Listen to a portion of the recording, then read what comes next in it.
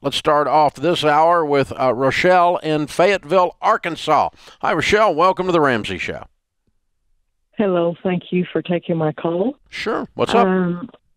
I have quit a job after 30 years, and I have a 401k plan in it. Mm-hmm. And I do not know what to do with that money. I have to take it out, and I'm not in retiring age or anything like that, and I need to know what to do with it. Okay, good. How much you got in there? $85,000. Oh, this is pretty important then. Mm-hmm. Yeah, okay.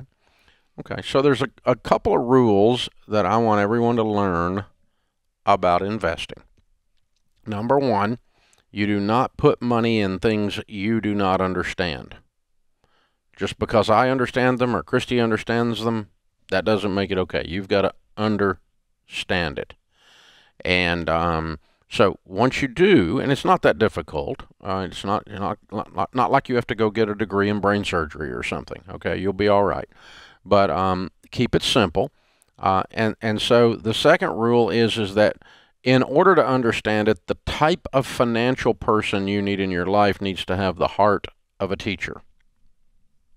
Yeah, and one of the things that I think is important, Rochelle, is as you have someone walk through this with you, they will break it down. They will have the heart of a teacher, so they'll explain things step by step. You can ask lots of questions, and they'll show you what to do next. I'm not an expert on investing. I have an investment professional that I sit down with. So when I left my job before I started working here at Ramsey Solutions 12 years ago, I sat down with an investment professional to talk about retirement, where it needs to go, and that type of thing. And that's what they're there for. And we have endorsed local providers that help you do that show you exactly what to do next. Yeah, our SmartVestor Pros. You just click on SmartVestor at Ramsey Solutions, and you'll find someone in your area with the heart of a teacher. Now, here's what they're going to tell you to do, and let's walk through it a little bit, okay?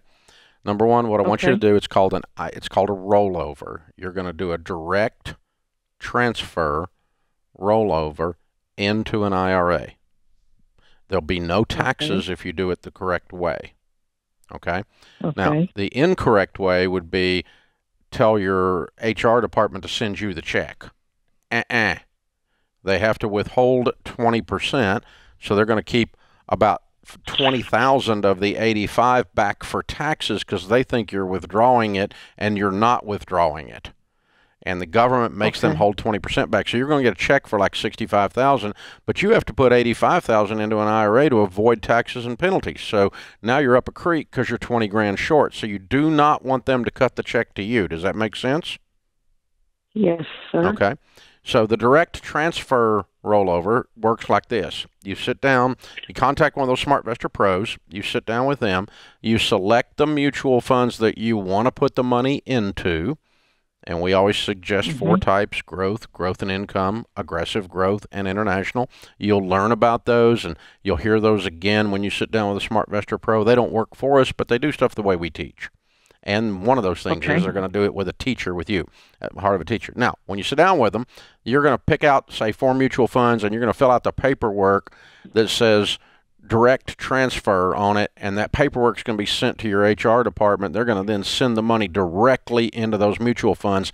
There is nothing withheld on the money, so the whole $85,000 will go over there where you tell it to go, and there'll be 0 taxes on it. Now, you've got an investment pro in your corner to teach you and talk to you and answer questions at any time. You are in control of the money, where it's invested. You can change it later if you want to. Everything is ready to go, and it's completely in your control. And again, it's fairly simple, but you just have to fill out the right paperwork, and you got to have somebody help you lay it all out. Does that all make sense in general? Yes, sir, it does. Okay. So where were you working? What kind of job did you have? Tyson's. Okay. All right. Why are you gone after 30 years? It did not work out where I was transferred to at another plant because I moved, and it did not work out in that plant for me. All right. Wow. That's a long time to be with one company. And now, what are you going to do now? I don't know. I'm looking for a job. I'm not sure. Okay. How old are you? 58. Okay, great. Well, you got lots of time to start fresh. We call these Encore careers.